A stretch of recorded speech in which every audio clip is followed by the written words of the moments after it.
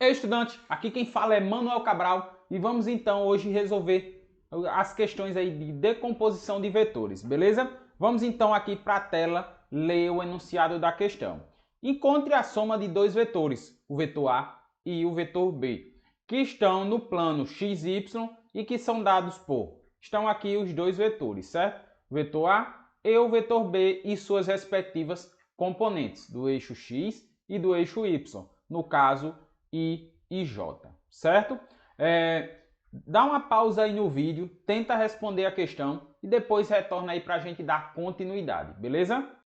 Voltando então aqui, na questão aqui, ele quer o seguinte fato, ele quer que nós fazemos então a soma dos dois vetores. Porém, nós vamos abranger bem mais coisas aqui, para expandir mais ainda o conhecimento. Se fosse só para fazer a soma, nós pegaríamos o vetor resultante, soma um, soma outro e pronto, resolveríamos a questão. Porém, para o conhecimento e o aprofundamento da ideia, vamos abordar e explanar um pouco mais, beleza? Vamos então aqui.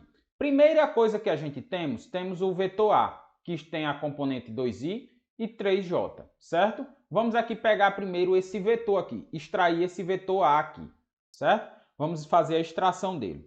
Vamos pegar aqui, no eixo X, o A aqui tem 2i, certo? Então, ele está aqui, tudo bem? E no eixo J, no caso, o A é 3J, certo? Então, 1, 2, ele está aqui, certo? Vamos, então, criar uma reta tracejada aqui para desenhar o vetor A. Então, o vetor A, ele terá esse seguinte comportamento, certo? O vetor A terá esse seguinte comportamento aqui. Agora, vamos, então, escrever o vetor B, descrever esse vetor B. Vamos aqui até mudar a cor para não confundirmos. Então, no vetor B, ele está em 5i. Nós temos 1, 2, 3, 4, 5. Ele está em 5i. E menos 4j.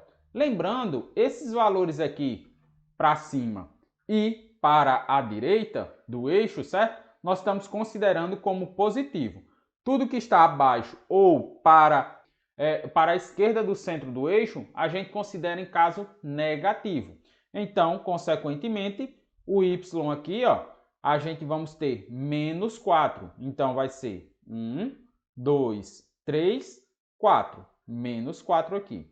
Vamos fazer aqui um tracejado novamente para pegar ponta com ponta e a gente definir, no caso, o vetor B. Aqui, então, nós temos o vetor B, certo? O vetor B está aqui definido. Nós temos o vetor A e o vetor B. A soma desses dois vetores é um vetor resultante, certo? O vetor resultante, vamos relembrar. Para nós definirmos um vetor resultante, nós precisamos fazer o quê? Passar uma reta tracejada ao paralelo aos dois vetores. Vamos fazer então isso. Vamos passar uma reta tracejada paralela ao vetor B, tracejada aqui, e uma outra reta tracejada paralela ao vetor A. Vamos lá então. Passei essa reta tracejada. Agora então, a gente temos que o vetor resultante do centro, né, até a interseção dessas duas retas tracejadas. Então, o vetor resultante, no caso, será esse daqui. O vetor resultante. Vou colocar aqui vetor resultante, o R, certo? Que será a soma dos dois vetores. Nós temos duas formas de resolver isso aqui.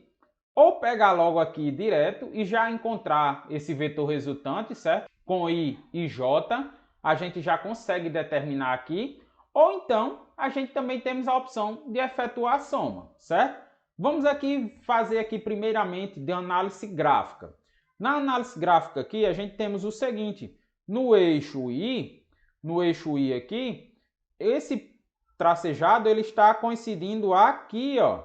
Então, vamos lá, contar então quantas casas ele andou aqui. 1, 2, 3, 4, 5, 6, 7. 7 aqui. Eu vou colocar de preto para ficar melhor a visualização. 7. E no eixo J, ó, ele veio aqui, ó. Então, aqui é menos 1, certo? Então, direto a gente já consegue resolver por análise gráfica que a soma de A mais B, é igual a 7i menos 1j. Será que a resolução é essa mesmo, Manuel? Você já fez essa análise aqui direto. Vamos fazer então um cálculo para verificar realmente se esses dois valores coincidem com isso que eu encontrei. Vamos lá então. Vamos pegar aqui o vetor resultante, a soma, né, de A mais B, que é igual a 2i mais 3j mais 5i menos 4j, certo? Vamos então separar. Vamos separar o quê? I com i, colocar entre parênteses, e j com j, certo? Vamos separar aqui esses termos aqui.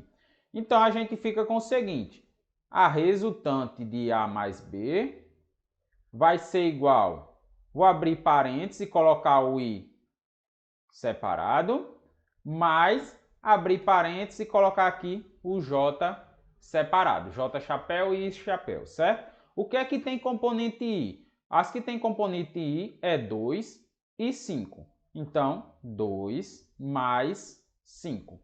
E as que tem componente j é 3 e menos 4.